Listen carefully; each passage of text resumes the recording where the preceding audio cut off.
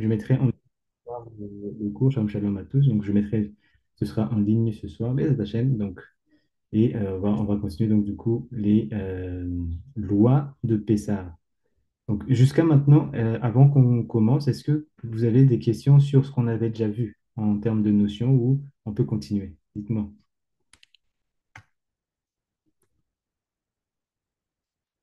Pour moi, c'est bon, on peut continuer. Ok. Tada, tada, Rabbi Moshe. Euh, hop. Je crois que j'ai envoyé sur le groupe qu'on a commencé. Oui, oui, ah oui. Oui, oui, c'est bon. Ah, on va essayer de continuer. C'est très intéressant. C'est déjà Oui, dans le groupe Chiffrave. C'est déjà dans super, le merci groupe. beaucoup. Merci. Peut-être parce que la discussion est trop chaude là-bas. Oui, non, j'ai vu Rabbi Moshe. Ah, il y a une réaction par rapport à ce que tu as envoyé. Hein. Donc, Bon, j'irai voir après alors. shalom, shalom, Rabbi Ramazani. Bienvenue, bienvenue. On va commencer du coup directement. Comme Non, ça, moi. on va essayer de faire le plus, je vais passer la main, faire le plus d'halachot possible. Comme vous avez vu, il y a beaucoup de lois dedans. Donc, on va essayer d'aller assez vite. Si vous avez des questions, posez les questions comme ça, on s'arrête pour prendre le temps de bien comprendre, mais on va essayer de continuer. Comme vous voyez ici, hein, on est au Tet Zayin. Non, on s'est arrêté. Yud Gimel. Yud Gimel. Donc, on est ici et on a encore tout ça. Plus ça, Bez Hashem, on va voir comment on va répartir pour essayer de voir en globalité les ilchot, les lois qui sont les plus importantes à tenir pendant Shabbat, pendant Pessah, et justement quand on est en mode Shabbat et juste après Pessah. Donc c'est cette partie-là, mais on a déjà vu la plus grande partie. Les Hachem. Donc on va continuer. Donc on est ici, Yud Gimel, oui, Yud Dalet. Kelim shemishtamshu ba'em al yedei ha'or beyoshev. כגון שפודים והשכלות שקוראים בערבית סגעת רשות ובשודי מתקעת לצלי שמשתמשו בהם חמץ צריך ליבום להכשירם לפסח. Donc voilà, c'est l'ustensile quand on utilise directement au feu, à la hèche. Donc, c'est des pics comme ça pour faire les brochettes, etc. Et que si c'était en contact avec un khamès, il dit pendant toute l'année, il faudra absolument le rendre cachère par le biais de l'iboum, comme on avait vu. L'iboum, c'est quoi? Donc maintenant, je pose la question pour voir si on a bien compris. La cachérisation par le feu. Oui, Voilà. et oui. Voilà, la cachérisation par le feu parce qu'on l'utilise directement à même le feu, al-aesh, sur le feu. Donc pour le cachériser, il faut faire le même processus, mais inversé, avec la kavana de le nettoyer. Donc c'est pour ça que donc ici, il dit à la esh, pardon, on le fait avec le livre Shalom Shalom Rabbanit Karine. Bienvenue. Shalom, shalom à tous. Après, il dit Velo mihinulo hagala. Donc il dit sache que on ne peut pas rendre ce genre d'objet, ce genre d'ustensile cachère par la hagala. Hagala, donc on a compris, c'est nettoyage ou rendre cachère par l'eau bouillante. מחבת שמתגנעים בה די בעגלה. בעגלה, אבל מורנו רבי משה ז"ל כתב צריכה לאיבום הוא מחמיר ללבנה תבעו עליו ברכה. Donc après, il dit, on ne peut pas, Shalom Shalom, donc c'était Rabbi Benyamin, Shalom Shalom. Donc après, il dit, on ne peut pas rendre cachère, donc du coup, ces ustensiles comme les pics qu'on avait dit par Agala, mais après, il dit quelque chose. Vea amechavet she mit ganeim bah dai behagala. Le, le, attendez. Bergala, Aval, Morenu, Otenuzal, Liboum, ok. Il y a d'autres ustensiles où, en fait, on peut l'utiliser sur le feu, à même le feu, mais les ustensiles dont on utilise uniquement sur le feu, pardon, là, on l'utilise, mais il n'a pas été en contact, on va dire, avec les chametz. On pourra, il dit, il serait possible de le rendre cachère juste par la hagala, mais comme dit le rabbi Moshe ici, qu'il vaut mieux faire d'abord le liboum et après faire la hagala. Le hiboum, c'est le meilleur, et après, on peut faire un agala si quelqu'un veut le faire vraiment. Et il dit, celui qui fait ça, c'est beaucoup mieux, parce qu'il a cette crainte-là cette, oui, cette crainte d'utiliser un ustensile qui a été en contact avec le Hametz pendant toute l'année, et que du coup, donc, il y a cette rouhaniut spiritualité du Hametz qui est toujours collée dedans. Parce que tout le but de ce qu'on est en train de dire ici, comme vous savez, c'est pas par rapport à l'hygiène. C'est-à-dire qu'on ne peut pas, même si on brosse avec une brosse et du savon, ça ne rendra pas l'ustensile cachère. Donc, on voit bien qu'on parle au niveau spirituel, ruchaniyut. Donc, c'est ça tout le inyan. On va dire, מיהו אין צעיר לייבום רב שיהיו ניצוצות nit- nitzin mimena. Et il dit, les ustensiles dont on a parlé tout à l'heure, comme une poêle par exemple pour faire frire les choses, là ils disent, on pourrait juste le faire avec la agala, mais pour ceux qui veulent vraiment faire correctement les choses, parce qu'on le met directement à même le feu, pour faire frire quelque chose, on doit aussi faire du liboum avec et après faire la hagala. Mais il dit, on n'a pas besoin pour cet ustensile-là, comme les poêles, la poêle, c'est-à-dire de le rendre vraiment blanc, dans le sens où il va y avoir les nitzos, les étincelles qui vont sortir. Non, on le passe au feu. Il dit, on peut même utiliser de la paille. On brûle la paille dedans, comme ça. Et c'est juste cette fumée et la flamme de la paille qui va pouvoir nettoyer par le feu la poêle. Et après, on va faire la hagala. Mais il dit, c'est bien de faire cela. C'est le mieux parce que ça, celui qui s'efforce à marmir, à être méticuleux à faire cela, il dit, il attire sur lui beaucoup de bracha, de bénédiction.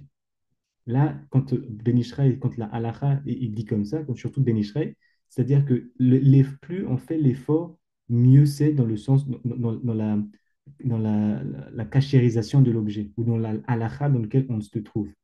Il y a des halachot où on n'est pas obligé de faire aussi de manière mahmir, c'est-à-dire de manière méticuleuse, mais plus on le fait, mieux c'est. Et on attire sur nous une bracha particulière, une bénédiction particulière.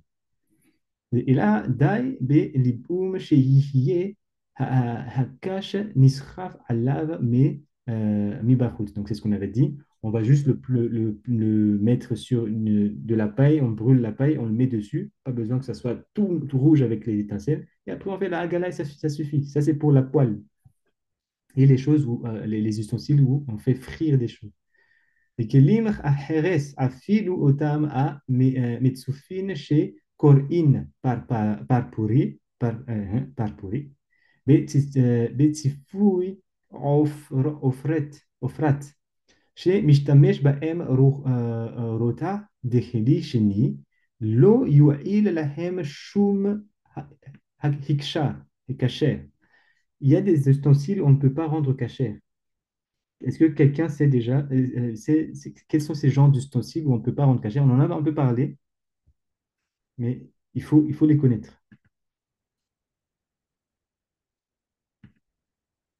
Quel type d'ustensile on ne peut pas rendre cachère? Si vous avez compris un peu le principe de cachérisation.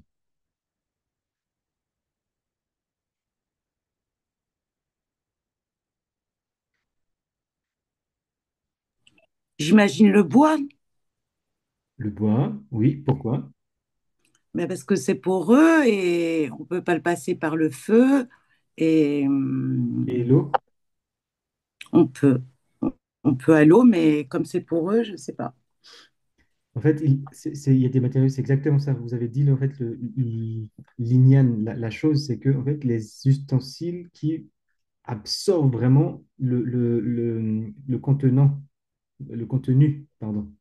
Et on ne peut pas, même si on fait la Haggalah, il y aura toujours des traces. Donc ça, les kli kheres, c'est-à-dire les choses en argile ou en porcelaine. Il dit même quand c'est un peu recouverte de matière, comme un verre comme ça, qui recouvre, c'est quoi? En fait, ça, c'est les...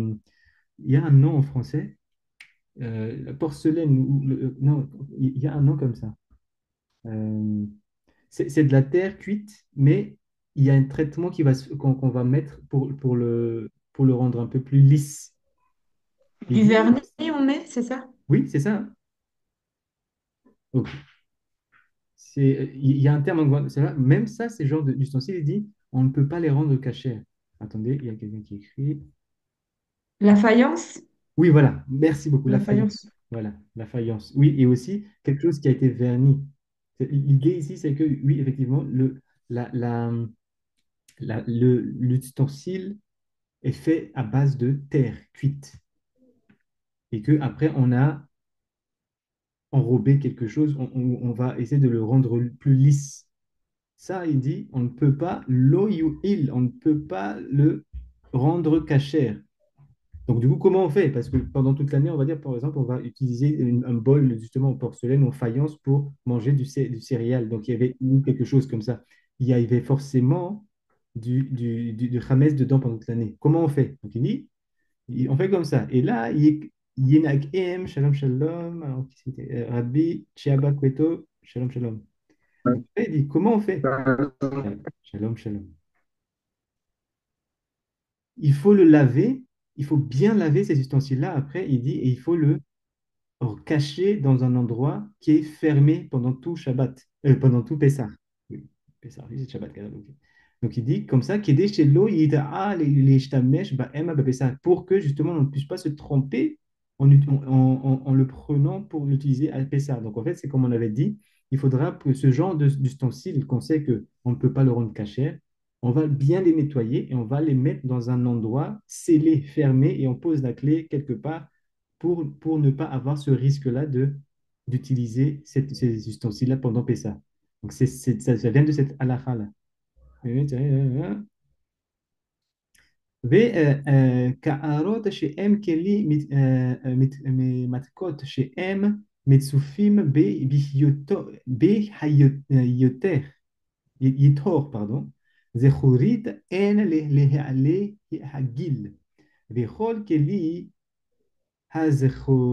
הזכורית שנשתמש בהם בצונן, אפילו שנשתמש בהם מקשה עשוי משיעורים שהם הנקרא בירה, יש להם היתר להשתמש בהם בפסח על ידי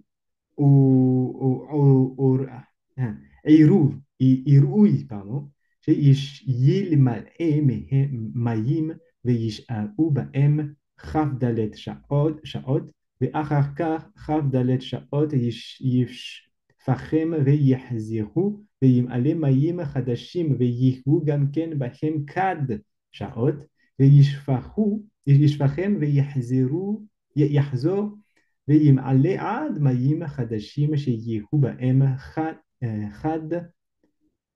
שעות, ובזה מותרין להשתמש בפסח, מפני שבעליותם בתחילה הייתה בצונן. Alors, c'est quoi cette loi-là? Là, il parle d'un ustensile spécifique. On sait que il dit, il y a on utilise les verres pour boire des boissons à base de levain, enfin, d'orge ou des choses comme ça. On sait que la bière, il dit ici, la bière, c'est interdit à Pessah. C'est-à-dire que il y a du chametz dedans. Mais il dit, on peut toujours utiliser les verres-là à Pessah.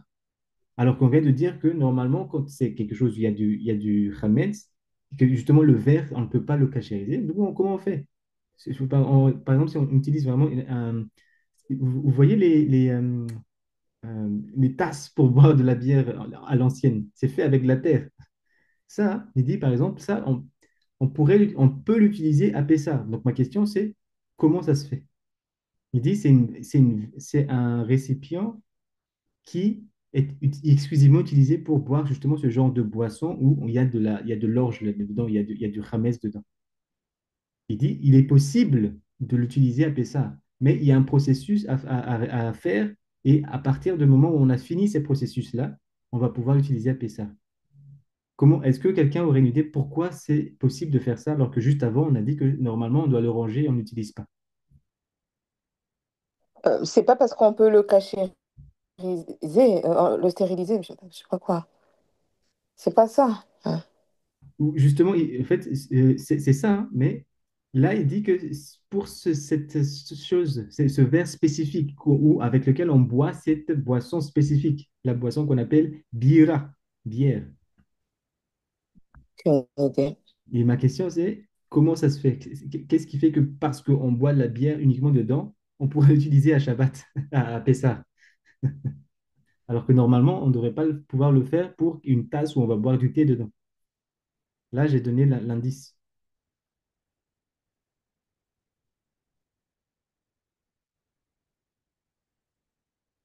Quelqu'un aurait une idée?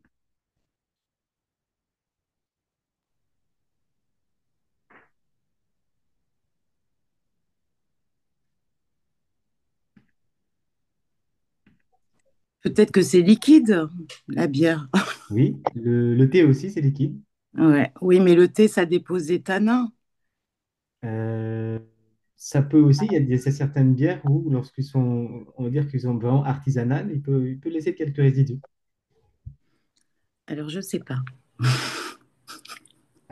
Vous êtes sur la bonne voie. En fait, la clé ici, c'est le thé, c'est généralement on le boit froid ou chaud? Ben, chaud.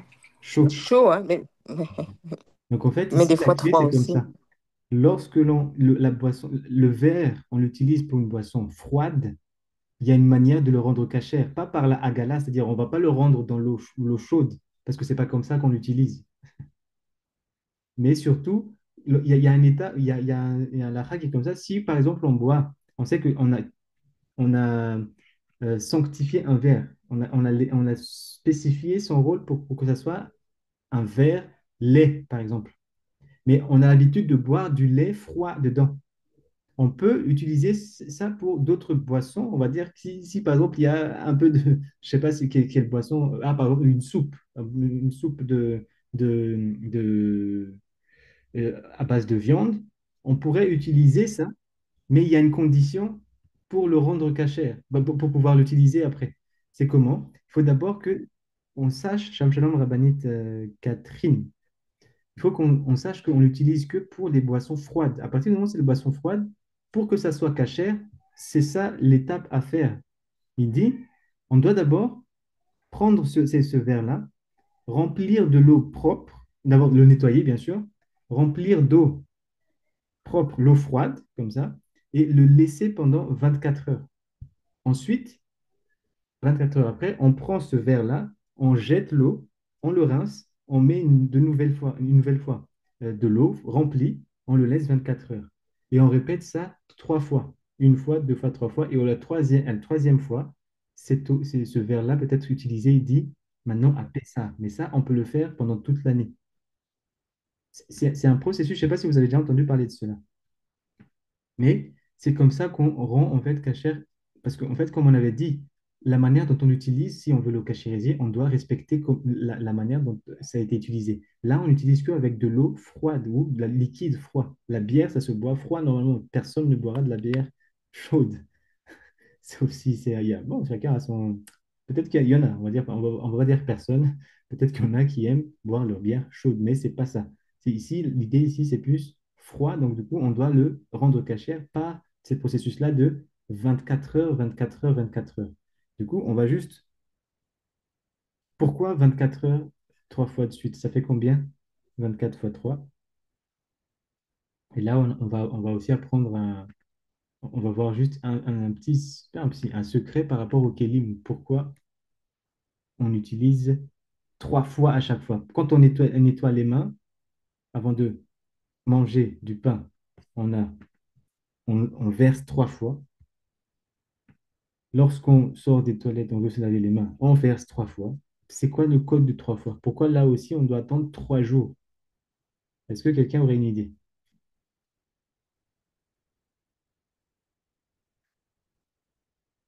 C'est quoi le code du 3?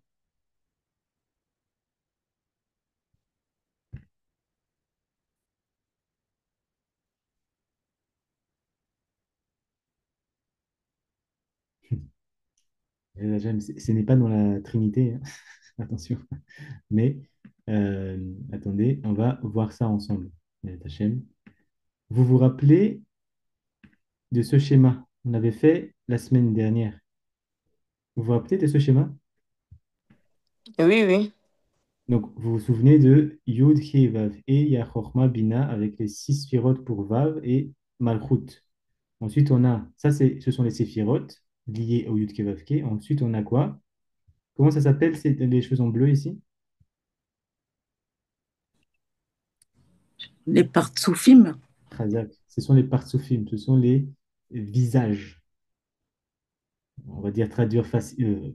Première traduction, les visages, les structures, on va dire le visage. Ensuite, là, tout ça, c'est le nom de quoi? Des mondes. Des Oui, mondes. les olamot, les mondes. Olam, Atzilut, Bria, Yetzira et Asya. Et on va rajouter autre chose aujourd'hui.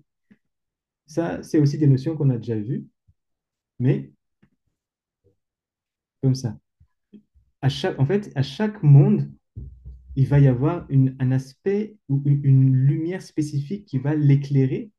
Et cette lumière-là est basée sur le nom Yudke Vavke. On sait que Yudke Vavke, c'est une lumière. Vous savez ça, ou peut-être que vous ne savez pas. Yudke Vavke, c'est une lumière. OK? Vous savez ou pas? Ken, Ken, Oui, on, ok. on- on laissait la place, je laissais la place à Karine pour répondre. Elle est forte dans ce. Non, non, prenez la. Il n'y a pas de souci. Attendez, je vais faire comme ça. Yudke Vavke, on le fait 3 fois. Donc, dans chaque monde, on sait qu'il y a toujours cette lumière-là qui va, on va dire, qui existe. Que ce soit Atzilut, il y a Yud Kevavke, Bria, Yud Kevavke, Yetzira, on va aussi avoir un Yud, He, Vav, He, et dernier, Asya, il y a aussi un Yud, He, Vav, He qui existe. Maintenant, qu'est-ce qui différencie, qu'est-ce qui distingue, on va dire, ces lumières-là? Il y a une spécificité. Lorsqu'on est dans le monde de Asya, la lumière qu'on appelle Yud Kevavke, elle est enrichie par ce qu'on appelle un miloui, Yud Vav Dalet, He He, Vav Vav, He He. Vous vous souvenez de ces noms-là? On l'avait déjà appris avec Shifra et Pinchas. Et ça, lorsqu'on fait la gematria, c'est Ban. C'est quoi la gematria de Ban? Bet, Eh ben, deux. Nun. Eh ben, c'est un noun final. Non, non, juste un Nun. Là, on ne rentre pas dans la gematria du D'accord, final, juste un Nun. 50. Donc, du coup, total, 52. 52. Ça, encore une fois, ça, c'est la béaba, c'est une base. Pour Ben Israël, c'est ce qu'il apprenait à leur époque à Bagdad. Il apprenait ça aux enfants, à Mincha, de connaître ces Shemot-là, ces noms, c'est des noms d'Hachem. Ensuite, dans Yetzira, on a toujours Yud, c'est Vav, Dalet. Après, qui c'est qui se souvient? Comment on remplit ça? Est-ce que quelqu'un sait?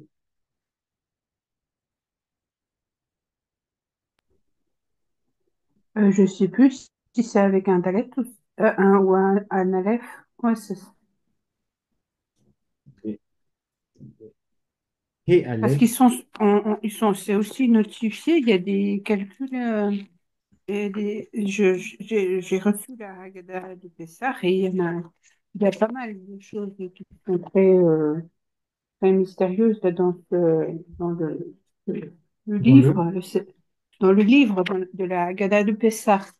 bien sûr, Du, il y a beaucoup de choses. du- oui, c'est ça. Et il y en a beaucoup des développés du nom de Hachem de cette façon-là. Les détachés. Mais ça, c'est des bases. Quand quelqu'un dit étudier le SOD, tous les quatre niveaux, et qu'il parle du SOD, ça, en fait, c'est même pas du SOD, c'est des connaissances basiques pour rentrer, pour pouvoir comprendre maintenant ce qu'il y a au-dessus. Lorsqu'on regarde, du coup, la valeur numérique de tout ça, c'est fait ma. Ma, c'est quel qui gematria? C'est quelle valeur? Même, même, Même, c'est combien? entre autres, 40. Mhm. He, Et He, c'est 5. ok, donc total, 45. 45. Ok. Ensuite, on est dans Olam Abriya. La lumière là-bas, c'est toujours Yud Vav Dalet. Ok. Et Yud Vav Aleph. Je vous conseille de les prendre note tout ça, parce que ça, c'est des bases. Vav Aleph Vav et Aleph. La gematria de ici, ça va donner Sag. C'est quoi? C'est combien ça? Sag. Sa mère, c'est gematria? 60. 60, C'est 3. 60, Et Gimel, Ben, Guimel, 63, c'est. Ouais, 63. Guimel. donc 63. Et ensuite, le dernier, Atzilut, pareil, Yud Vav Dalet, ça ne change jamais, mais c'est au niveau de He Vav et que ça change. Ici, c'est He Yud Vav, Yud Vav, He Yud. Et là, ça fait combien? Quelqu'un se souvient? 50, Ouais, celui-ci, c'est le 72. Ab, 72. 72, Todaraba, 72. Pourquoi on parlait de ça? Parce que si lorsqu'on revient ici, vous voyez que pour rendre cachère un ustensile, un verre, on va dire, où on utilise de l'eau froide pour le rendre cachère, parce que par exemple, il y a quelque chose qui est tombé dedans, donc c'est plus cachère, on doit attendre, on doit répéter un processus 3 jours. 3 jours, c'est combien d'heures? 72. 72. Donc du coup, on est en train de rentrer dans quel olam? Qui se souvient du coup? Lorsqu'on parle de nettoyage de Kelly, on va Atzilut. utiliser ce schème-là de Hatzilut. C'est toujours ça qu'on va utiliser pour faire un nettoyage avec de l'eau froide par rapport à un Kelly. Pourquoi? Parce que si vous vous souvenez des kavanot de Ben Israël par rapport à si quelqu'un n'a pas accès à un mikvé, il dit il pourra faire Netilat Yadayim, mais en versant 40 fois sur ses mains, alternativement avec ce qu'on avait déjà appris. C'est quel schème qu'on utilise?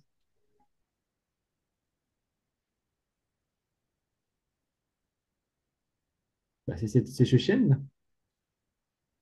Quand on fait Yud, Yud, Vav, Vav, Dalet, Dalet, He, He, Yud, Yud, Vav, Vav, He, He, Yud, Yud. On a fait une série de 10 mais alternatives. Ensuite, main droite, Yud, Vav, Dalet, He, Yud, Vav, Yud, Vav, He, Yud, ça fait 30. Et main gauche, Yud, Vav, Dalet, He, Yud, Vav, Yud, Vav, He, Yud, ça fait 40. En faisant ça, Ben Ishraï, dans Halacha Rosh Hashanah, il nous explique que quelqu'un qui n'a pas accès à un mikvé, alors qu'il doit, avant Rosh Hashanah, en faisant ça, c'est la même kedusha, la même sainteté qu'on va s'attirer sur soi à travers nos mains par ce nom-là. C'est-à-dire que Quand on dit Netilat Yadayim, on jette, on projette, on élève nos mains. C'est ça ce qu'on dit Netilat Yadayim. On l'élève jusqu'à quel monde?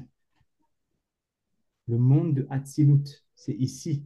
Quand on fait le mouvement, c'est pour ça que quand on fait, on dit Al Netilat Yadayim, la kavana, l'intention là-bas, c'est qu'on veut en fait rendre, élever notre main jusqu'au Olam Hatzilut. C'est ça le code. Et nous sommes ici dans ce Olam, en bas de Asiya. On est ici.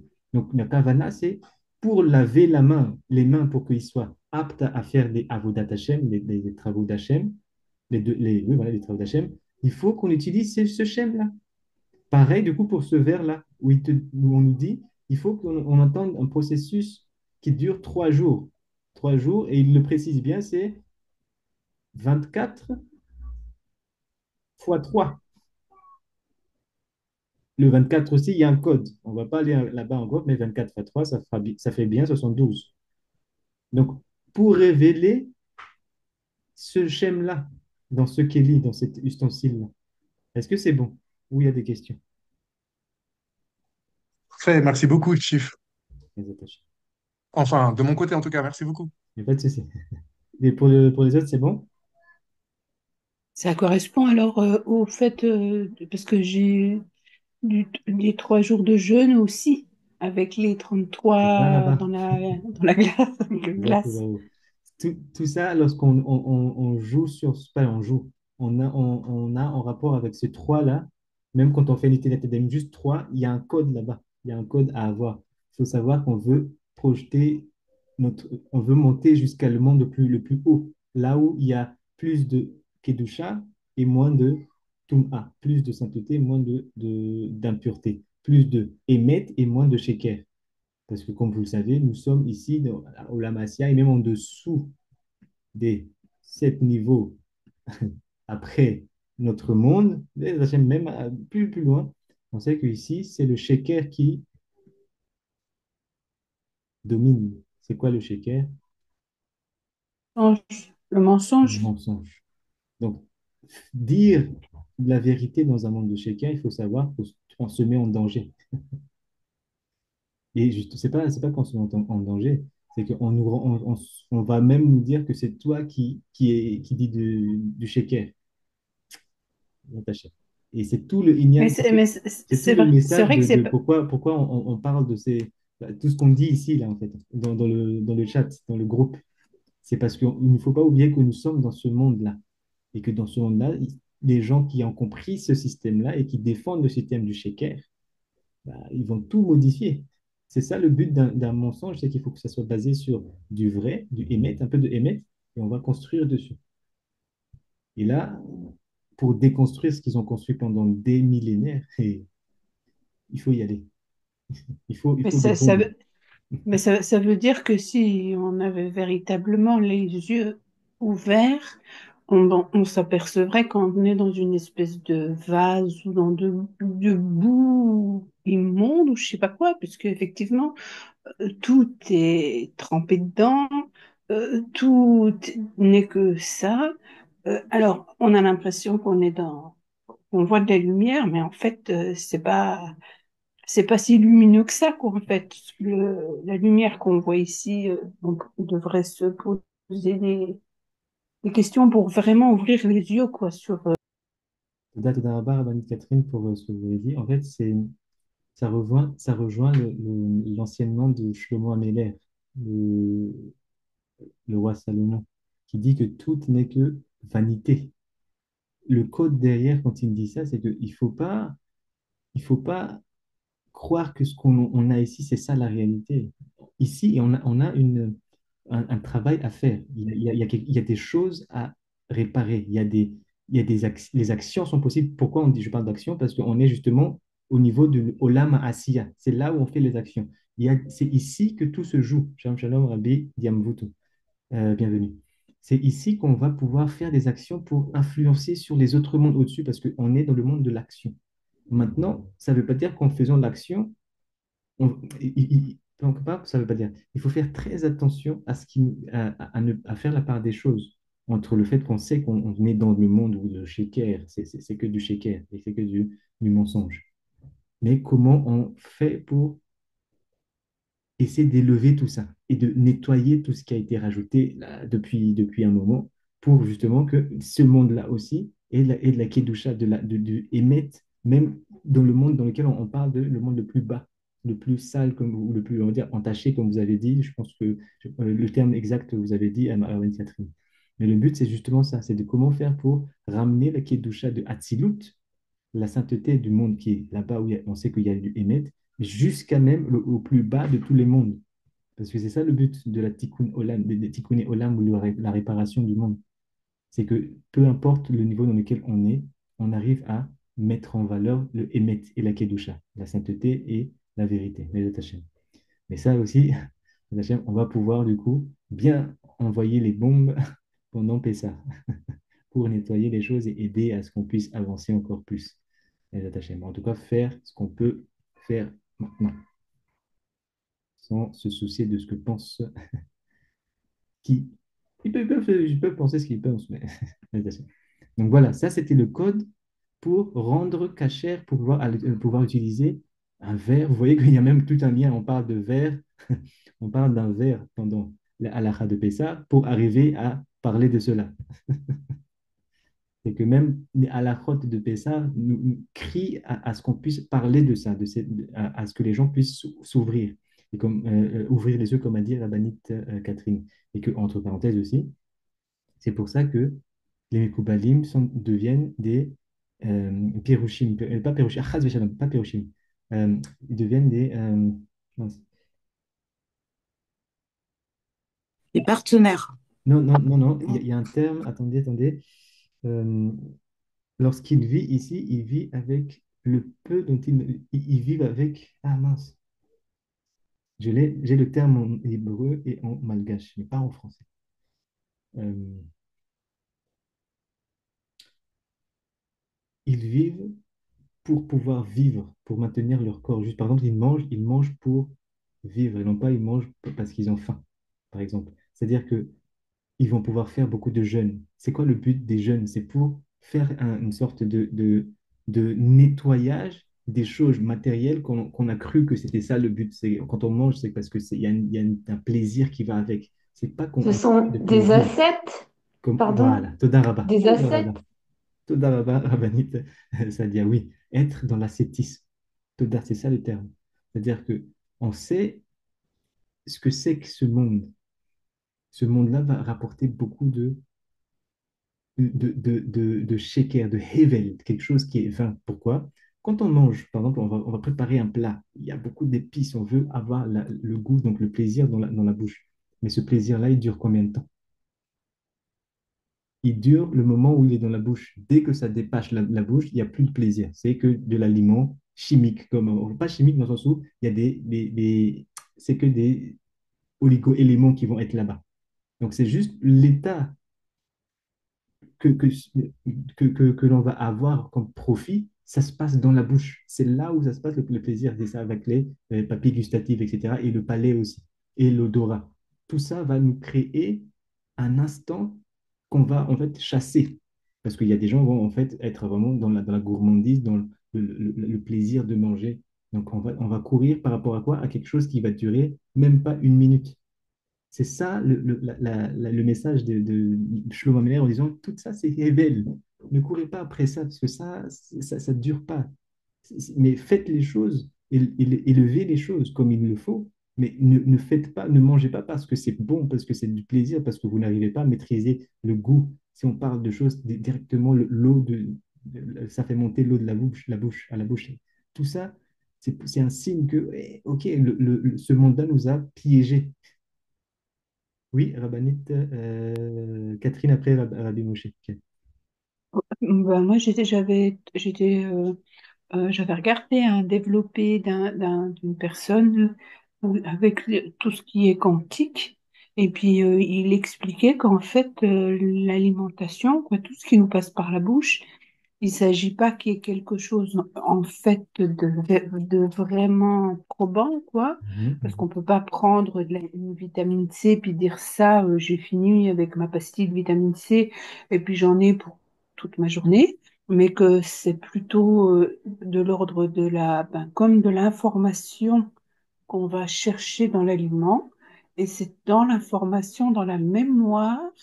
Si par exemple une orange, elle a la trace mémorielle, on va dire ça avec des gros guillemets, parce que je sais pas trop même ce que je dis, elle a l'espèce de trace mémorielle de ce que c'est vitamine C. Et c'est cette trace mémorielle qui va venir en résonance avec nous et qui va faire qu'on va obtenir, qu'on va avoir ça. Mais qu'en Mhm. fait, c'est pas comme on pense, où on va manger 1 kilo d'orange et puis on aura la vitamine C qu'il faut. Et puis si on va manger un autre chose, parce qu'en fait, c'est pas aussi, aussi comment qu'on dit, Automatique. c'est, Si c'est voilà, un c'est pas antibiotique, aussi c'est pas automatique. automatique.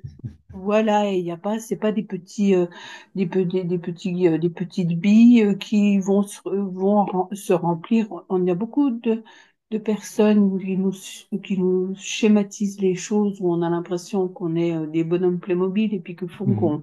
qu'on mange 4 kilos avant que les choses se fassent, mais alors qu'en fait, c'est pas ça du tout, quoi, en fait. Toda Rabba, Rabbanite Catherine, effectivement. En fait, il y a vérité dans ce qui a été dit là-bas. C'est comme ça, c'est que même l'orange que l'on mange, si on n'a pas respecté le cycle qui a été établi par le Créateur au début, c'est-à-dire qu'il y a un moment où l'orange ne pousse pas. Donc, c'est qu'il y a un code là-bas, parce que l'orange, c'est tout un processus où il y a des nitsots, des étincelles d'âme qui étaient, par exemple, qui étaient au niveau minéral, il va être mangé par l'arbre, il va monter de degré, donc il est passé de minéral à végétal, et jusqu'à végétal à ce fruit-là. Et ce fruit va en fait, comme vous avez parlé de traces mémorielles, mais en fait, c'est des codes dans la Torah, comme on a dit, en fait, il ferait une trace dans la discussion où en fait, quelqu'un qui étudie le Sod, il va, c'est la Torah dans le Sod, c'est de la science, mais de la science associée à la partie spirituelle. Et il dit, voilà, qu'est-ce qui se passe? À un moment spécifique, pourquoi, d'ailleurs, avant de rentrer à Pessah, il y a une loi qu'on appelle Birkat Ilanot.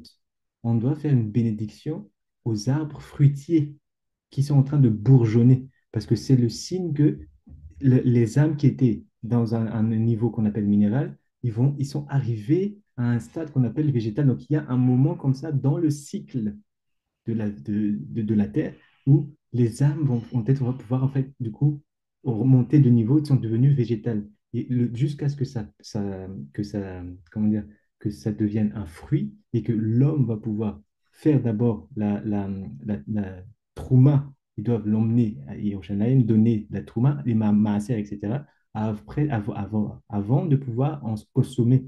Tous ces processus-là, toutes ces lois qu'on appelle, entre guillemets, des lois de tout dans la Torah, c'est parce qu'en fait, il y avait une connaissance spirituelle de ce qui se passe comme dans le monde invisible, dans ce monde-là qu'on appelle Sheker.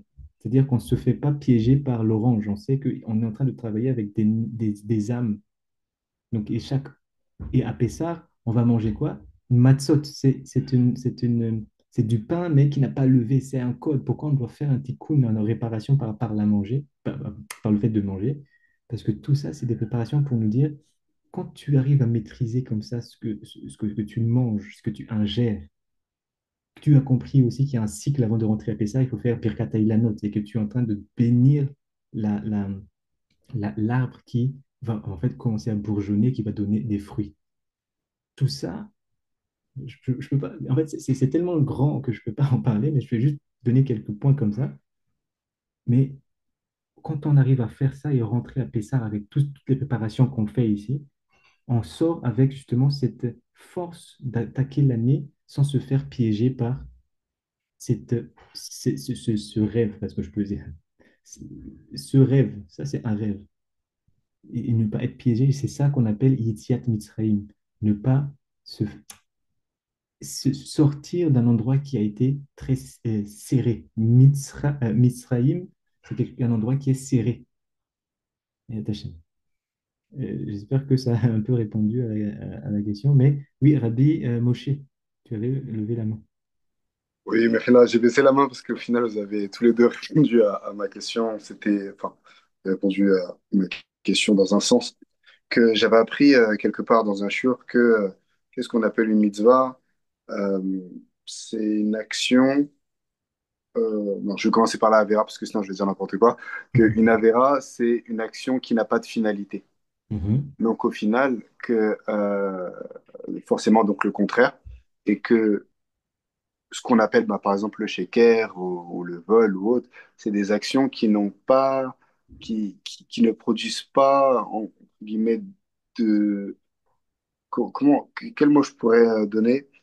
Qui ne va pas dans le sens de la Avodat Hashem. C'est-à-dire, C'est ça, mais beaucoup plus loin même, qui ne sont pas, qui ne produisent pas de, entre guillemets, de bénéfices spirituels éternels sur le long terme. ouais, Et il y dans a un ce bénéfice. cas-là, quand vous avez parlé de l'alimentation chez les Mekoubalim, on pourrait peut-être, hein, vous me reprenez si je dis n'importe quoi, mais peut-être considérer que manger pour manger, c'est un peu dur comme terme, mais on pourrait dire que c'est une avéra de manger pour manger. Au final, c'est pour ça que voilà. On va dire que arriver à un certain stade, effectivement, manger pour manger, c'est considéré comme une faute pour quelqu'un qui a atteint ce stade.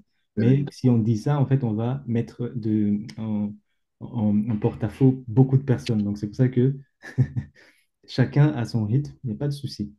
C'est juste, le but, c'est qu'à un moment, on arrive à cet état, comme on a dit Rabbanit Sadia, l'ascétisme. C'est-à-dire que c'est pas un rejet du plaisir, parce que le plaisir sera là quand tu manges, on va avoir le goût. On ne peut pas enlever ça, sauf si quelqu'un a, voilà, et il n'a pas de goût. Mais le but, c'est que avec ce goût-là, c'est pas ça qu'on cherche, c'est la avoda derrière, le travail spirituel qu'il y a derrière. Et c'est ça qu'on veut faire correctement. Et quand on comprend ça, vaut mieux manger peu, mais avec une bonne kavana, avec une bonne intention et qu'on a fait correctement le travail, plutôt que de manger avec quantité, mais en fait, on ne sait même pas ce qu'on est en train d'ingérer. On n'arrive pas à maîtriser ce qu'on ingère, on n'arrive pas à se protéger, et après, on arrive à faire des comportements bizarres, pour dire vraiment le plus simple. Donc, c'est ça tout le inyan, et que justement, on rentre dans Pessah en nettoyant toutes nos maisons, en faisant le bio-Hametz et le bdikat Hametz, et en mangeant le pain du pauvre, de Ani. C'est quoi ça? C'est comme un état d'ascétisme, comme a dit Abanit Sadia. Cet état-là, on le fabrique pendant ce Pessah. On va manger cette matzah. Matzah avec trois d'ailleurs, il y a trois matzot. Vous voyez où est-ce qu'on est? C'est le code du 3. On est déjà dans ce monde-là et c'est Bezat Hashem, Bezat Hashem, Bezat Hashem. Toda Rabba. Oui? Bon, Toda Rabba pour la réponse. Toda Rabba. Bon, du coup, on va... Attendez, on va bientôt finir. Ah, Shalom Shalom, Shifradeh Pinchas. Shalom Shalom. Shalom, shalom. Je viens apprendre mes halachot, s'il vous plaît. Ah, on a fait une halakha. On a rejoint la discussion là-bas dans le groupe.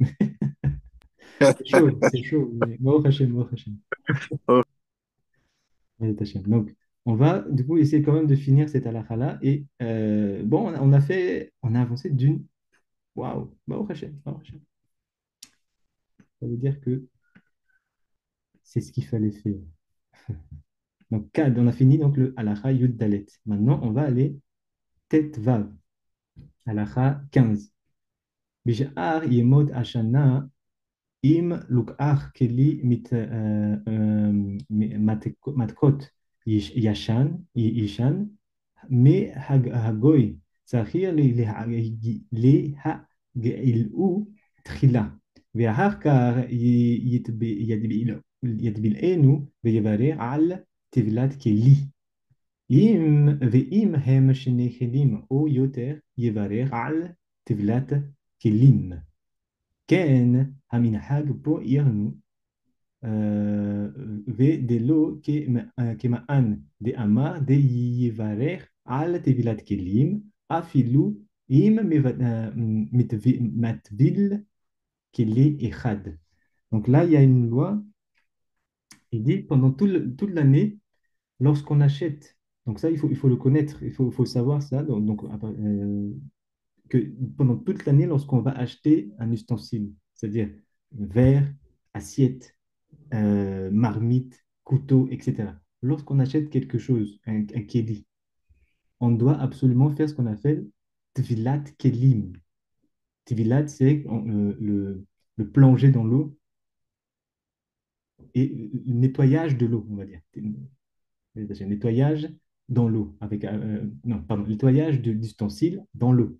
Ça, c'est pour rendre l'ustensile cachère, utilisable, comme on avait déjà vu la dernière fois. Donc, en fait, ici, s'il dit tu as acheté un ustensile d'un goy, tu dois absolument le rendre cachère en faisant ce qu'on appelle Tivilat Kelim. Autrement, tu ne peux pas l'utiliser. Donc ça, c'est encore une fois, c'est une halakha de base lorsqu'on rentre dans le monde de la Torah, où chaque chose doit être élevée, doit être dans le monde de la sainteté, comme on avait vu tout à l'heure, on va l'élever au niveau de 3, de Ab, c'est-à-dire ce qu'on avait vu tout à l'heure, le 72. Donc le but ici, il dit quoi?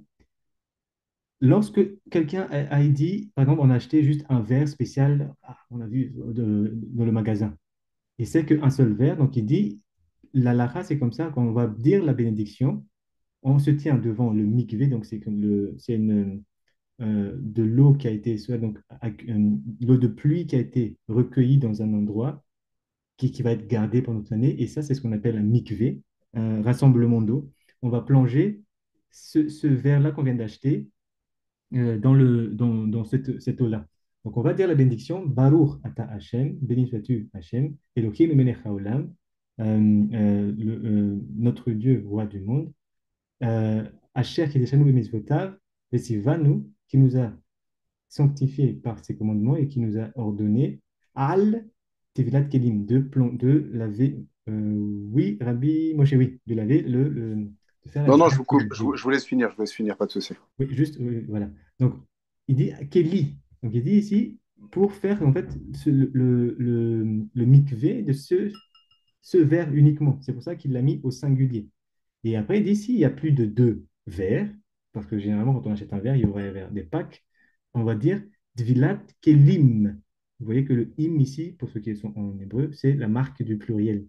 Et après, Ben Ishraï dit quelque chose, c'est que nous, notre minag, dit Bénicheret, c'est que même si ça c'est juste un seul verre qu'on va faire, on va plonger dans l'eau, le laver pour que ça soit cachère, on doit quand même dire Alt Vilat Kelim. Et ça, c'est le Noussa africain aussi qui va dans le même sens. C'est des choses à savoir. C'est que même si c'est juste une seule ustensile et on va le plonger, on va toujours dire au pluriel. Les attachés. Oui, Rabbi Moshe, du coup. Oui. Oui, mais là, la dernière fois, je posais la question avec Rabbi Michael. Et est-ce que c'est possible, parce que quand j'avais commencé à, entre guillemets, revenir à mes traditions, on va dire ça comme ça, Mhm, je me posais la question, est-ce que si j'achète un récupérateur d'eau de pluie mhm. et que je garde cette eau de pluie, est-ce que c'est considéré comme un mikvé ou il faut qu'elle soit vérifiée, filtrée, je sais pas. D'accord. Euh, Admettons, je suis tout seul dans un endroit où j'ai pas forcément de... Par exemple, mes parents habitent en Normandie. Admettons, là-bas, je n'ai pas de mikvé. Est-ce que, en plus, on sait que c'est une région très pluvieuse d'ailleurs. Est-ce que mhm, si mhm. j'achète un récupérateur d'eau de pluie, pardon, et que je conserve cette eau pendant telle période, est-ce qu'elle est considérée comme étant cachère pour la Tévilat? Mhm, mhm. C'est là pour la question. En fait, il y a la halakha, c'est que l'eau de pluie n'est pas touchée entre le ciel et l'endroit où il va atterrir. Il n'y a pas de intermédiaire. Donc, le récupérateur de pluie, il est comment? Je n'ai jamais vu. Comment ça se présente? Comment ça marche? Comment je pourrais l'expliquer? Bon, après, ça dépend. Il y a plusieurs tailles. Il peut y avoir, par exemple, 1000 litres. Ça peut être un récupérateur de 1000 litres. Ça peut être un récupérateur je sais pas, de 200 litres. Mhm, Et c'est comme une sorte de gros plastique. mhm, mhm. Donc voilà, il y a une entrée pour justement récupérer l'eau de pluie. Et il y a également une sortie. Bon, il y a ces petits robinets pour l'utiliser justement pour autre chose ou pour Mhm. arroser les plantes. Enfin, on peut s'en utiliser pour pas mal de choses. Mais en tout Ok. cas, sur la partie supérieure, il y a une ouverture qui se ferme avec une sorte de bouchon.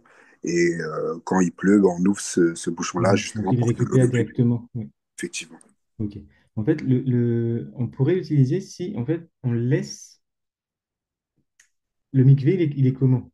On récupère l'eau de pluie et il va atterrir dans un endroit et on ne le touche pas, on ne fait pas autre chose avec. C'est juste, par exemple, la tfilat kelim. Donc, en fait, on va plonger l'eau, notre ustensile dedans.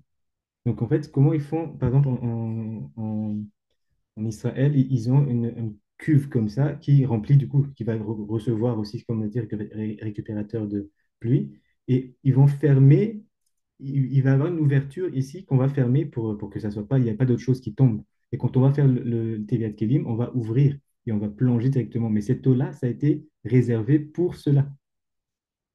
Donc, si tu arrives à faire de sorte que quand tu récupères ça, en fait, il y a un côté qui va faire le Teviat Kelim avec une quantité minimum, c'est de 40 CA, si je ne me trompe pas. Il faut que je vérifie encore, mais il y a une quantité minimum requise pour que tu puisses en fait faire la Tvila dedans. Ta chaîne.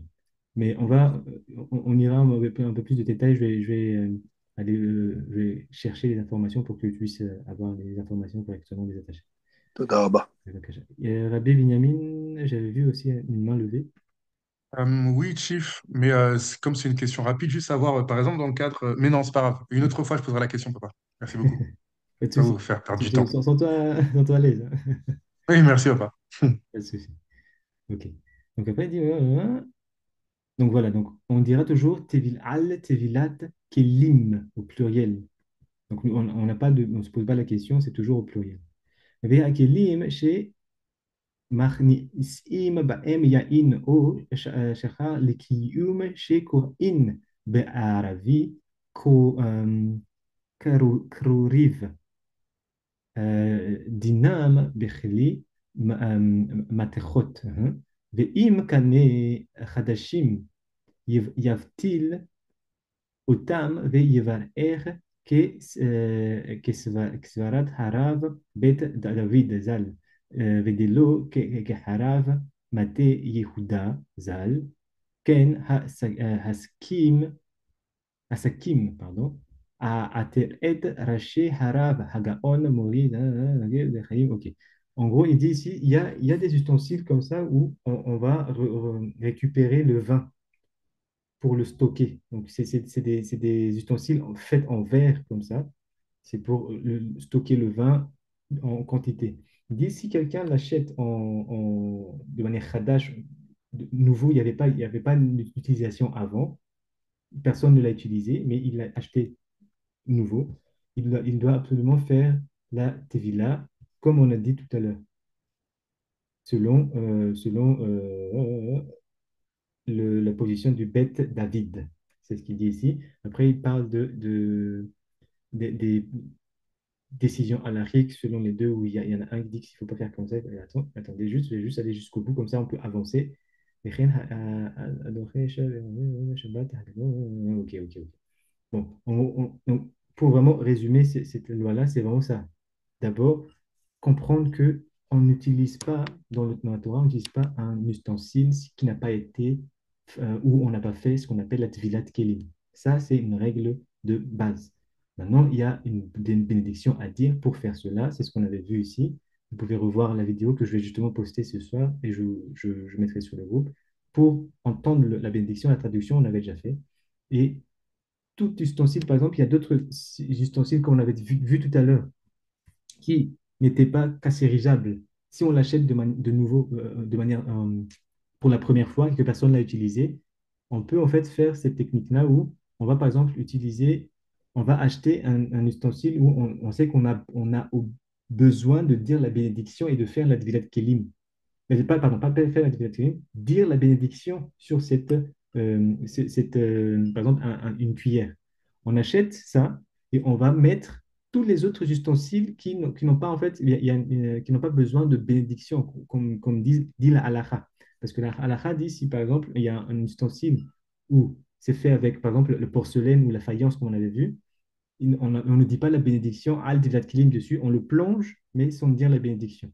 Mais pour que ça soit inclus, on peut faire cette technique-là de mettre tout dans un sac, que ce soit des matériaux dont on a besoin de bénédiction ou pas, et on va faire une bénédiction sur un ustensile qui a besoin de bénédiction avec l'intention, la kavana, d'inclure tous les ustensiles dedans. Donc, pour bénéficier de cette bénédiction, comme ça, on, on fait une pierre deux coups, on va dire. On rend tout caché avec une seule bénédiction avec cette kavana-là. Donc ça aussi, c'est des techniques qu'il faut qu'on peut appliquer pour justement toujours rendre kadosh, rendre saint les ustensiles. Parce que comme on voit ici l'importance des kelim, c'est-à-dire un objet qui reçoit, là encore une fois on avait dit, on peut prendre ce concept-là, cet halakha-là, et le rentrer dans d'autres situations. On sait que par exemple, on avait déjà parlé du corps et de l'âme. Le corps, c'est un keli, un ustensile qui va recevoir l'âme. L'homme et la femme dans un couple. La femme reçoit nekeva, c'est celui qui va recevoir parce qu'elle est un nekev, et zachar, c'est l'homme. Donc, tout ce concept-là, vous voyez que l'importance, on a pris, ça fait, on est déjà à la 15, une grande partie de ces halachot-là parle de la manière dont on va rendre kasher utilisable un ustensile avant de rentrer à Pessah. Donc, comprenez le code et essayez de creuser par vous-même. Et je peux même envoyer le lien pour ceux qui veulent aller au-delà des halachot parce que j'espère qu'on va pouvoir tout finir, mais on va essayer de faire au mieux, mes attachés. Quelle heure il est? Attendez. C'est quelle heure que commence le cours de Chief Alina? C'est à 20h30, non? Je ne me trompe pas. 20h30, c'est bien ça. Ok, T'as ok. une bonne heure, t'as été tranquille. Ah, ok, T'as- ok. Ok, super. Donc, on va continuer tranquillement. Ok. Est-ce qu'il y avait une question sur la loi 15 d'abord? Sur donc l'importance de faire la Vilat Kelim avant de les utiliser. Dans ce cas-là, vu qu'il y a une heure, je peux poser la question. Oui, bien sûr, c'est pour ça que j'ai dit 15 minutes. Merci, merci. Merci beaucoup, Chiefs. Par exemple, dans le cas où, par exemple, j'achète ou je veux vendre des objets qui seront des ustensiles Mhm, mhm, et, euh, et que je dois le vendre à une tierce personne, par exemple du rabbinat, mhm. est-ce que le grand rabbinat, lui, pourrait, entre guillemets, cautionner la chose et faire le midvé de l'objet pour dire que la personne pourra l'utiliser, ou est-ce que moi, j'achète au prix d'une personne et après, la personne se débrouille tout simplement, ou est-ce que moi, en tant que professionnel, je dois, si je veux le vendre, entre guillemets, à un frère ou une sœur, Mhm. faire le mikvé. En tout cas, où est-ce qu'est la responsabilité en fait? Elle est sur la personne qui doit D'accord. recevoir l'ustensile, elle est sur le rabbinat qui doit cautionner, ou est-ce qu'elle est sur le vendeur? C'est ça ma question. Tout d'abord pour la question. Très, très, très bonne question. En fait, lorsqu'on est vendeur, par exemple, on vend des ustensiles. Il n'est pas, c'est pas à lui de faire le Vilat Kelim. C'est-à-dire, il vend un ustensile. La personne qui va l'acquérir, il doit avoir il doit le rendre caché, le rendre utilisable. Et même ici, quand on fait vraiment bien les cavanotes, le rendre à lui. Parce qu'avant, c'était à personne d'autre. On va dire que le propriété, c'est pas le vendeur, c'est son produit, mais c'est pas, il va pas l'utiliser. Mais pour qu'il puisse être utile, être cachère, être apte à l'utiliser, il faut absolument l'utiliser. Donc en fait, c'est la personne qui va acheter, sur lui, sur la personne qui incombe de faire cette mitzvah. Donc, ça, c'est le premier, première loi. Et après, si tu veux le donner ou en tout cas le vendre à ton frère ou à ta sœur, s'ils sont on va dire, dans le monde de la Torah, tu peux le faire. Maintenant, qu'est-ce qui t'empêche de ne pas le faire, même s'ils ne sont pas dedans? Ça, après, c'est à toi de décider. Tu peux le faire aussi, il n'y a pas de souci. Maintenant, s'ils sont vraiment dedans, c'est eux ils savent ce que c'est que cette loi-là. C'est à eux de faire la chose. Encore une fois, si tu es celui qui vend, tu vends des produits non spécifiés, entre guillemets. Et c'est en achetant, en faisant l'acquisition de cet objet-là, qu'une personne va dire, OK, ça maintenant, je l'ai acquis par mon argent, il est à moi et je dois le rendre utilisable. Je dois le rendre cachère. Donc c'est cela incombe, la loi incombe à lui de faire ça. Est-ce que ça a donné D'accord, je comprends, Chief, mais pourquoi dans ce cas-là, il a spécifié de quand vous allez acheter auprès d'un goïm, faites-le. Parce que, entre guillemets, que c'est implicitement, on dirait que ça veut dire que si ça avait été pas fait une personne qui n'était pas frère et sœur, qui n'aurait pas besoin de le faire. On aurait dit. Attends, je ne sais pas si c'est le cas, mais c'était dans ce sens-là. Je me suis dit, ah, c'est particulier. le terme de goy ici, c'est pour nous témoigner qu'il n'était pas chayav, il n'était pas obligé de rendre utile son ustensile pour l'utiliser. C'est-à-dire qu'on sait qu'il n'a pas fait la tvila. Si toi, maintenant, tu as fait la... on va dire, on va prendre un cas où c'est un Israélite qui va vendre un objet à lui, à un autre Israélite. C'est là où on va poser la question, est-ce qu'on a besoin de faire la tvila kelim, par exemple? Je pose la question de...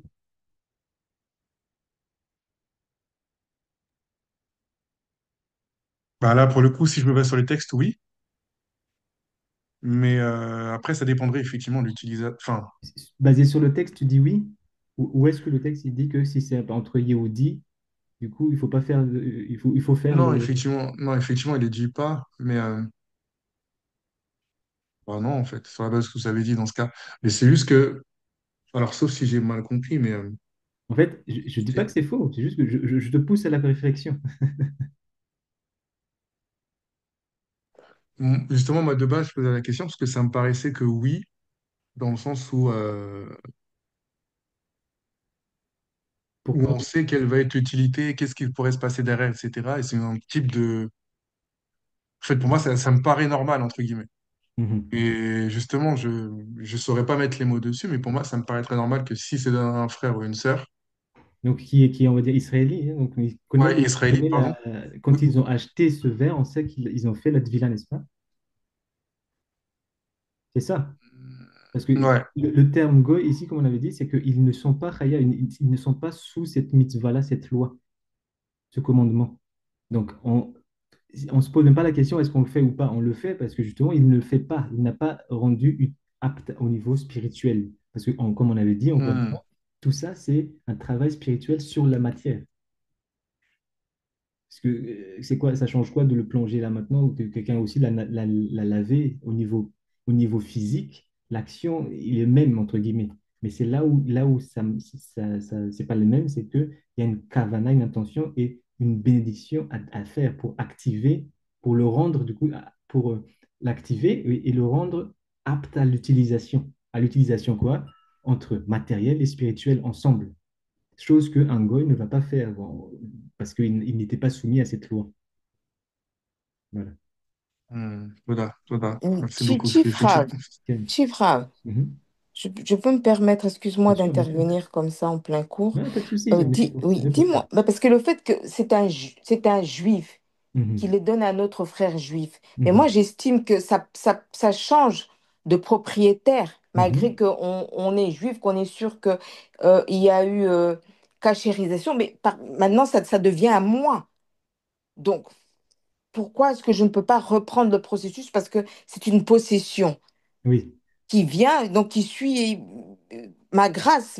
Donc voilà. Donc, en pour fait, moi, c'est j'estime que même si ça vient d'un frère ou bien d'une sœur, je dois encore le cachériser selon, voilà, selon moi. Est-ce que, malgré que je sais que mon frère ou bien ma sœur, en me le donnant, l'a déjà fait, mais maintenant c'est ma possession, ça appartient Mhm. Mhm. à Hulda. Donc voilà, c'est à moi. Donc c'est à moi maintenant de le refaire. Mhm. Toda Je Rabba sais pour pas si, l'intervention. Oui, oui, en dans fait, mon ça esprit, c'est rejoint. un peu ça. Je sais pas. Oui, oui, ça rejoint ce que l'instinct de Rabbi Binyamin, justement.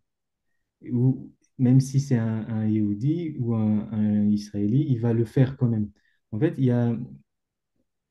a la halakha de base qu'on va nous apprendre, c'est-à-dire que, ok, c'est entre juifs, c'est bon, c'est fait, c'est fini.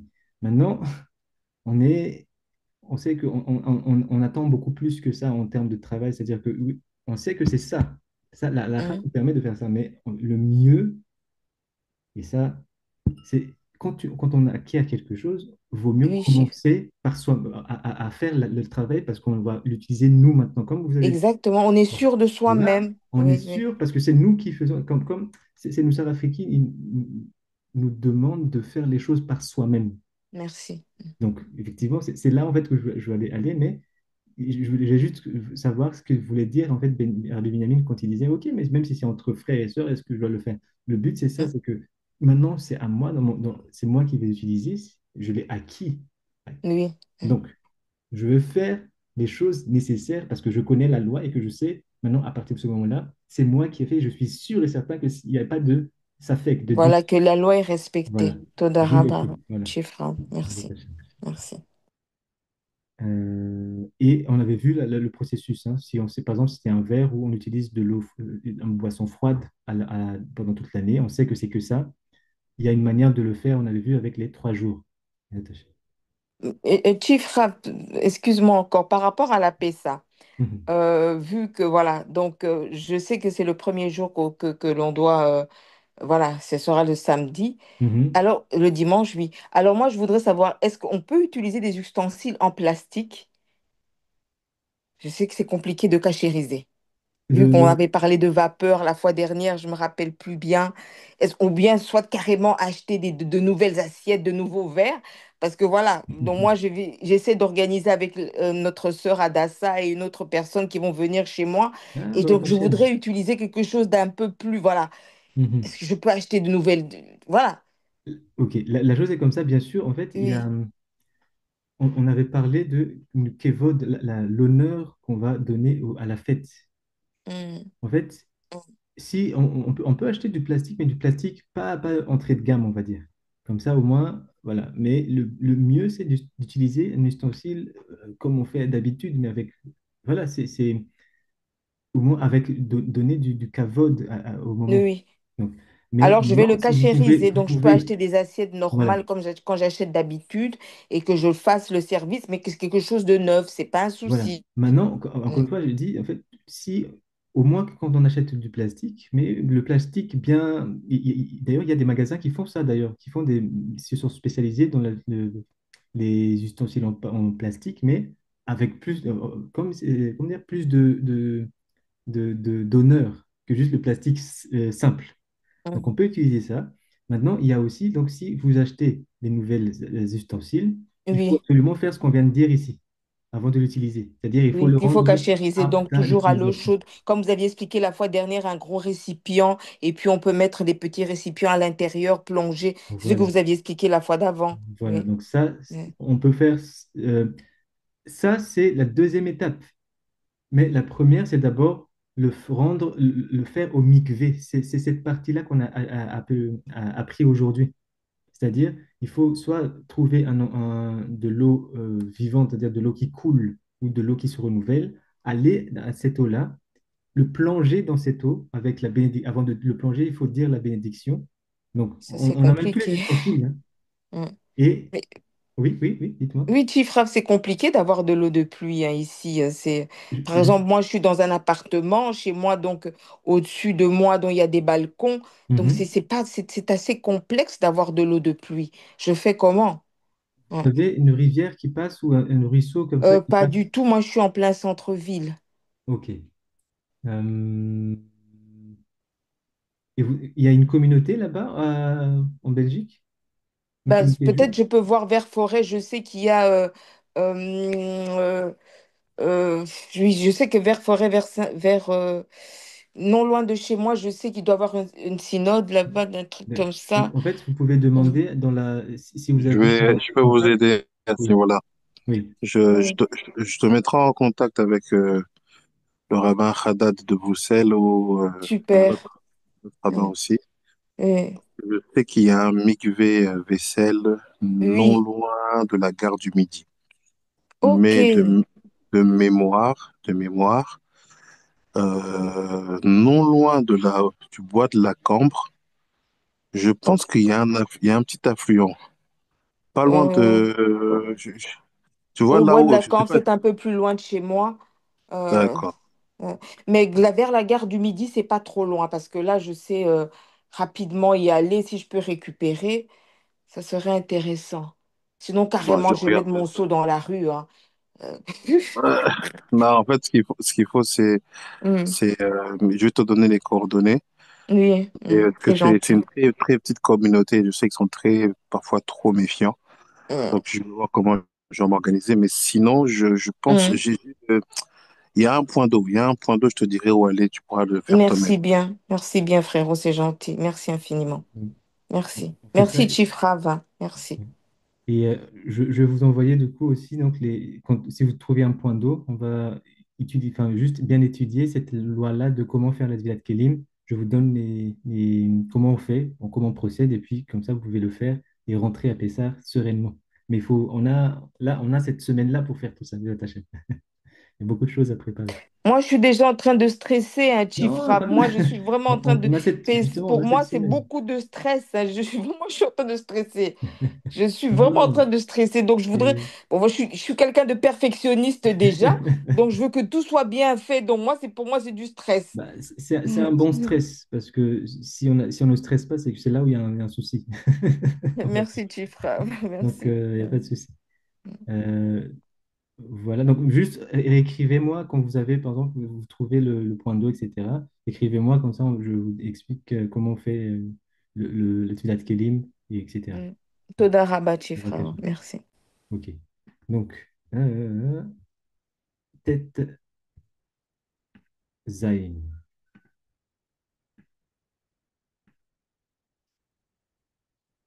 אין לסין אלא במים שלנו, ושובעים אותם סמוך לבין השמשות, או בין השמשות. וכתב הרב הגאון הרב חיים פלגי ז"ל בחיים לראש זמן המוגבל לשאיבה הוא 10 דקים קודם קריאת המרגע, מגרב, הערב. באופן דכיוון שנעשה 12 שעות בשלמות ויקרא המגרב. אז תכף ומיד יפסיק מלשאוב עוד יען שם, ואסור לשאוב לכתחילה למצה מצווה על ידי גוי, וייזהר לרחוץ ידיו קודם שישאוב ויאמר בפיו הריני שואב מים לשם מצה מצווה. Donc là, on change maintenant de sujet. On a parlé de toutes les kélim, comment on rend ces kélim cachés. Maintenant, on parle de la fabrication de la matzah. La fabrication de la matzah, on a besoin d'une farine et de l'eau. Et c'est tout. Et on va parler de la loi qu'on avait déjà vue un peu avec Shifra Pinchas la semaine dernière, si je ne me trompe pas, sur comment on puise l'eau, d'où on puise l'eau et c'est quoi la halakha. Donc on va aller vite parce qu'on avait déjà vu la deuxième partie surtout. Mais ici, il dit euh, on n'utilise que l'eau que nous avons puisée nous-mêmes. Comme ça rejoint ce qu'a dit Mama Rogassienne, c'est que on fait les choses par nous-mêmes. On doit le faire comme ça, on est sûr de la kavana, de l'intention que nous avons appliquée dedans. On ne dépend pas de l'intention de quelqu'un d'autre. Si par exemple, à l'époque, il dit ça parce qu'à l'époque, et même jusqu'à maintenant à Madagascar aussi, on peut louer quelqu'un pour prendre de l'eau à notre place. Ça, c'est la réalité en Afrique, c'est que l'eau courante ne sort pas du robinet, il faut aller chercher l'eau. Donc, c'est cette pratique-là où il dit, à ce moment-là, ne loue pas quelqu'un, ne va pas payer quelqu'un pour chercher ton eau. Va toi-même aller prendre ton eau, tu l'as vu toi-même avec la kavana, l'intention, et ramène-le. Et on avait vu aussi la semaine dernière que cette eau-là, on ne devait pas aucun un œil ne doit pas être posé dessus. C'est-à-dire qu'un œil d'un goy ne doit pas avoir vu cette eau. Il faut du coup le prendre et le mettre dans un endroit où on ne peut même pas voir que c'est de l'eau. Mais tout ça, on avait déjà vu la semaine dernière. Donc il dit, voilà, ne prends l'eau et n'utilise l'eau que tu as toi-même cherchée. Et il faut le prendre proche de ce qu'on appelle Ben Hashmashot. Ben Hashmashot, c'est entre deux soleils, si je traduis mot à mot, mais c'est en fait, c'est quand c'est au lever du soleil, c'est pas encore levé, mais on commence déjà à voir le ciel qui devient bleu. C'était de noir au bleu. C'était Techelet. Donc là, c'est là-bas où c'est le meilleur moment pour puiser l'eau. Sachez que tout ça aussi, encore une fois, pour ceux qui sont euh, sensibles à la partie spirituelle, il y a un moment spécifique. C'est un moment où on ne sait pas encore si c'est... oui, Rabbi Benjamin, c'est un code. Le fait de prendre l'eau à ce moment-là, entre deux états, c'est-à-dire nuit et jour. Et que justement, c'est un état où on ne sait pas encore est-ce que c'est vraiment nuit ou c'est plus jour, parce que le soleil n'est pas encore levé, mais on voit déjà, on peut déjà distinguer quelqu'un euh, dehors et distinguer son visage. Tout ça, donc, c'est en lien avec l'énergie qui va être imprimée dans l'eau qu'on va prendre. Pour vraiment parler, on va dire, entre guillemets, simplement. Mais tout ça pour dire qu'en fait, quand on prend ça, après, il faut le protéger, cette eau. Il ne faut pas qu'un œil puisse voir cette eau, à part nous-mêmes, un œil non israélite, hein, je dis bien. Oui, donc comme vous avez vu, voilà, il faut voir maintenant l'heure dans l'heure de chacun, dans sa ville. Ça change en fonction de la ville. Donc, regardez bien cette heure-là qu'on appelle Ben Hashemashot, c'est-à-dire c'est pas encore le Shkiat Hama, c'est-à-dire le lever du soleil. Non, Shkiat. Alot HaShachar, le lever du jour, mais en même temps, on commence déjà à faire euh, bright, plus clair, Bezat Hashem. Ouais, dit Gofenje, dit Kavel, hein. Et là, il parle il dit, maintenant, quand quelqu'un va chercher cette eau-là, il faut qu'il dise cette phrase avant de le chercher. D'abord, avant même de chercher, il dit d'abord, lave-toi les mains. Vous voyez qu'à chaque fois, il y a cette notion de pureté, se laver les mains toujours avant de faire une action. Ici, on va prendre de l'eau, mais même avant de prendre cette eau-là, d'abord, on se lave les mains Netilat Yadayim avec la bracha, la bénédiction, comme on le sait. Nous, Afriki, à chaque fois qu'on lave les mains, on élève les mains, on dit la bénédiction. Donc, on lave les mains.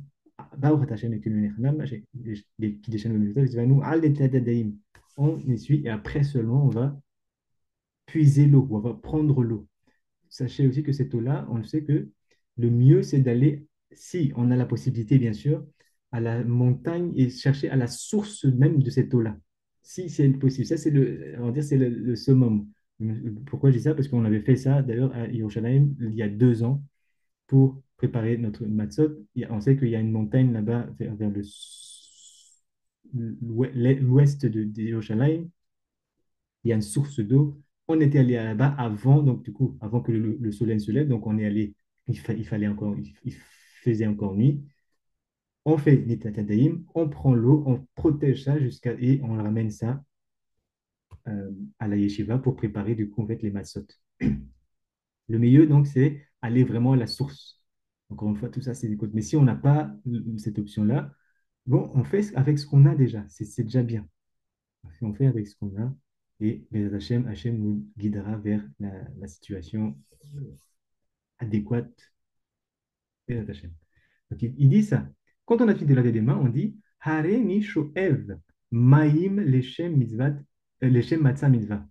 Me voici, je vais puiser de l'eau au nom de la matzah mitzvah, c'est-à-dire la matzah, parce qu'on va faire la matzot, la mitzvah qu'on appelle matzah, et c'est ça la mitzvah qui est le commandement de matzah. C'est ce qu'on dit avant de puiser l'eau. Et après, on puise l'eau, on le ferme, on le protège, que personne ne puisse poser le œil dessus, et on rentre. Et ça, c'est ce qu'on avait vu la semaine dernière. Donc, Tov shelo teg'a isha nida b'mayim shuv'in le matzah mitzvah, ukemo shekatuv b'chaim lerosh. Donc, une femme qui est en situation de nida, il ne faut pas qu'elle prenne cette eau-là. comme on a eu l'explication la semaine dernière. Mais Isaïr, donc ça, on avait vu. Donc, tout ça, on avait vu la semaine dernière, donc on va continuer. C'est bon pour la partie puisage d'eau pour préparer la matzah, c'est bon? Ou il y a des questions?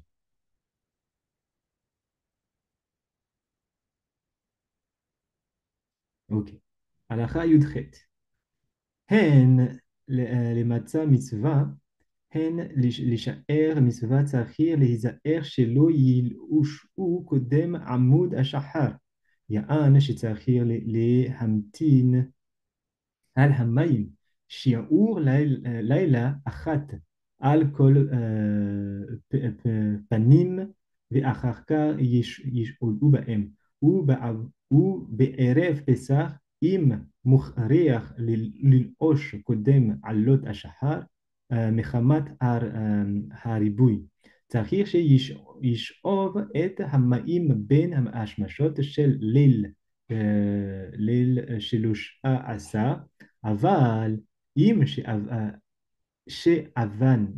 שאבם, פרדון, שבם בבין השמשות של ליל 14, אין ללוש באלו המים קודם עמוד השחר, שצריך על כל פנים לילה אחת, אף על פי דייש מקפידים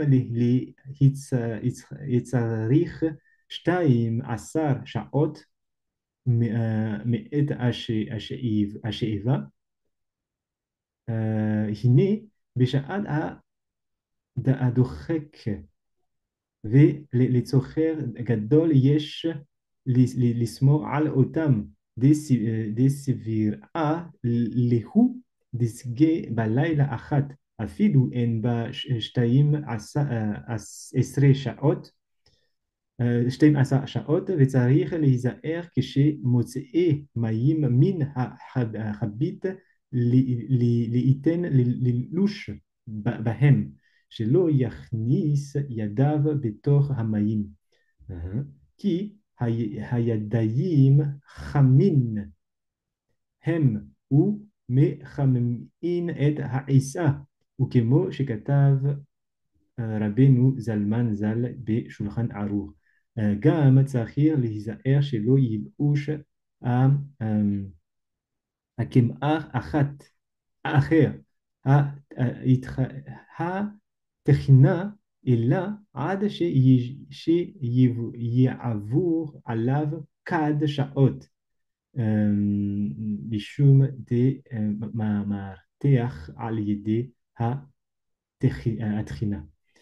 Là, il parle toujours de la loi, comment du coup on conserve, comment on utilise cette eau-là. En fait, en gros, donc je vais résumer ici. Attendez, il y a un message ici? Non, ok. Attendez, ok, c'est bon. Il faut essayer, il dit, de reposer, faire reposer l'eau, comme on a appris la semaine dernière, pendant une nuit. Et faire attention à ne pas l'oublier parce que si par exemple on le place, comme on avait dit, au-dessus sur un toit, bah, du coup ça va, on risque de l'oublier. C'est pour ça qu'il dit d'abord fais attention il faut avoir une place spécifique pour le ranger et on ne l'oublie pas le lendemain. Donc après il dit comme ça. Attendez, je reviens juste. الميم شيشان سخير لنتي الميم شيبور ليلة أخذ علك ok. Ok.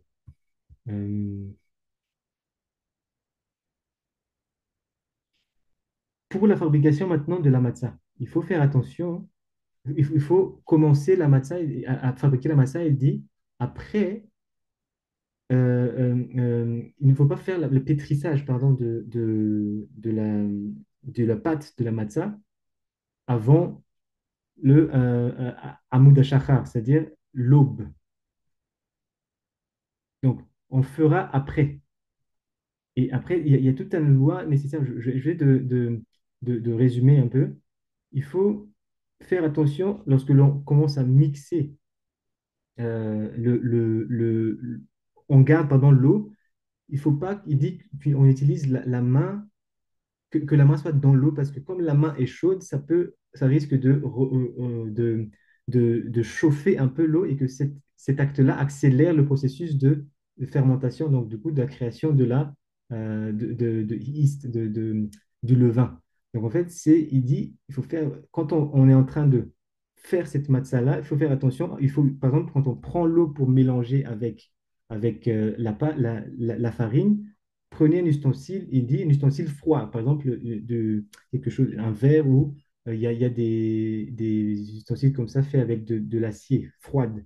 Plongez ça dedans, ne mettez pas la main, il dit, et mettez tout de suite avec avec la pâte pour pouvoir commencer directement à pétrir. Là, on est dans des détails, entre guillemets, mais en fait, comme on sait que c'est que des codes. Donc, en fait, c'est vraiment faire les choses avec la bonne intention de le faire correctement et faire attention à toute chose qui pourrait accélérer en fait le processus de fermentation, donc en fait de création levain, de levain. Et après il dit, attendez, eh bien, והנה בשעה אחת, ואין בה שתיים עשר שעות. Donc là, il parle de l'heure. Mhm. C'est-à-dire les AR Keshemo Ma'im Min Ha Habit les louches. Ok.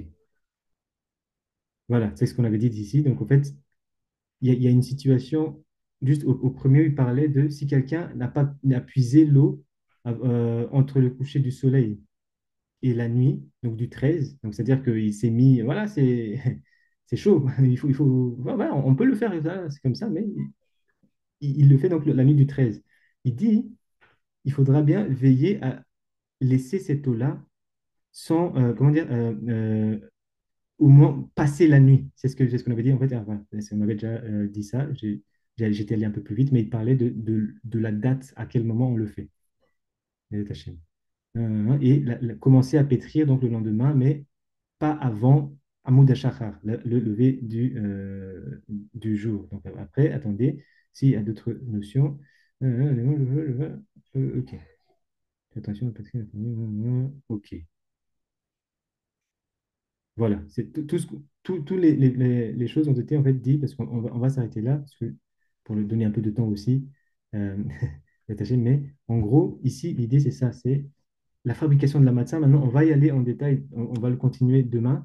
On va revenir aussi peut-être sur cette halakha-là en plus de détails parce que là, j'ai fait un résumé. Mais pour dire, voilà, ça, il y a une kavana.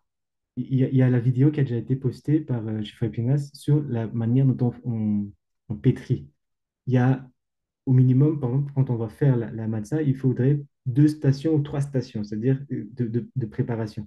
C'est-à-dire qu'il y a un qui va, qui va se, se prendre la responsabilité de fabriquer, de faire le mélange entre l'eau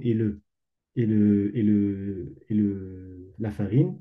Il va pétrir avec l'intention. Il sait à qui est cette pâte-là. C'est-à-dire, par exemple, s'il fait ses propres pâtes, donc il infuse dans cette pâte-là en faisant justement, quand il est en train de pétrir, toutes les cavanotes nécessaires dont il a besoin pour l'année. Donc, c'est pour ça que cette matzah qu'on va cuire jusqu'à la fin, quand il va être cuit, nous, on faisait quoi à Bosnia Gadisha? On regroupe, on sait que c'est pour quelqu'un, c'est lui qui a pétri. Après, quelqu'un d'autre va pouvoir faire la forme de la pâte, c'est-à-dire avec le rouleau là, et quelqu'un d'autre va pouvoir aussi le cuire, mettre sur le feu. Mais l'intention dans le PC, ça se passe dans le pétrissage. S'il arrive à faire pétrissage et quand il a tout fini, il va pouvoir aussi le cuire, c'est aussi bien. Mais encore une fois, il faut pas. Ce qu'on peut faire, on va essayer de le faire bien. Donc, c'est tous ces processus-là. On avait déjà une petite vidéo qui explique ça. Et quand c'est fini, on va le spécifier en mettant son nom dessus. Par exemple, si on est avec plusieurs personnes, on sait que c'est ma là c'est à moi, je vais le noter. Donc, c'est quand on va le manger, on est en train de manger la cavanote des intentions qu'on a fait ici. Donc, c'est à nous. Donc, ça aussi, s'efforcer de ne pas manger, par exemple, la matzah des autres, parce que c'est des cavanotes de quelqu'un d'autre. C'est pas que c'est mauvais pour soi, mais c'est pas ce qu'on a demandé pour notre année, c'est pas par rapport à notre neshama. Donc tout ça, on va aller en plus de détails, mais on va s'arrêter là pour aujourd'hui. Baruch Adonai Leolam, Amen, Amen. Est-ce qu'il y a des questions jusqu'à présent?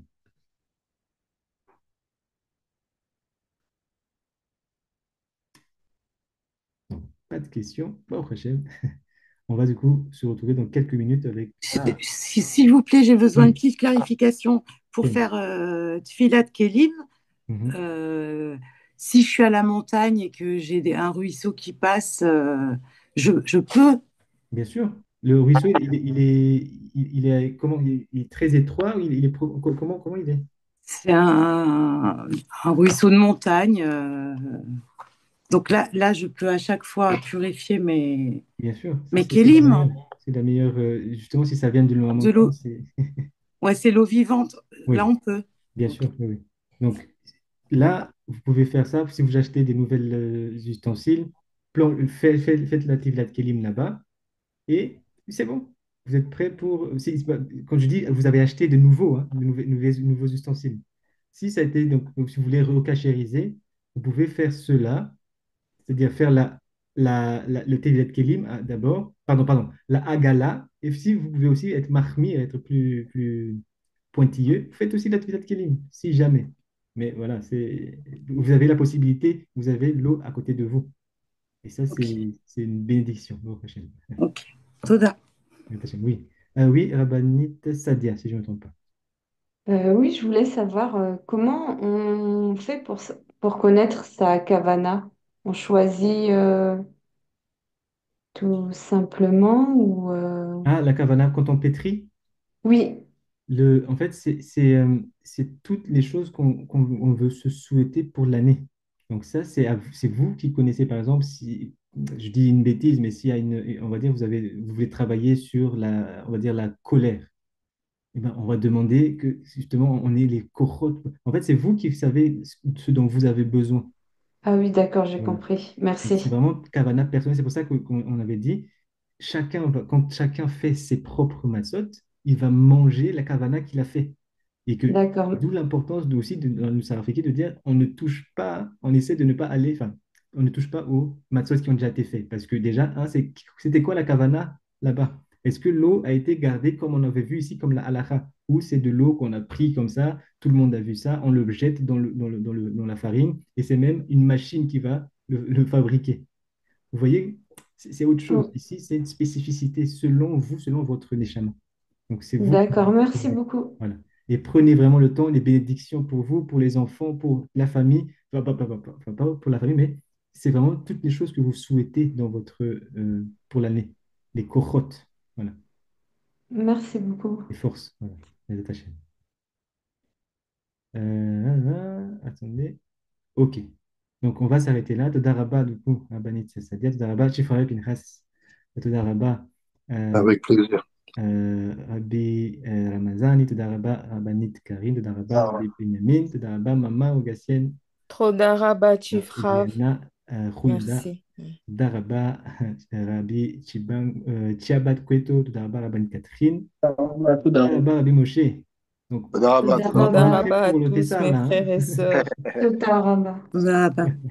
تدرب رباني تحدثا تدرب ربي ديامفوتو תודה on se רבה. retrouve dans quelques minutes pour le cours de chiffrage Vinhas. Ouais, tout d'abord. Trop d'arabat à tous.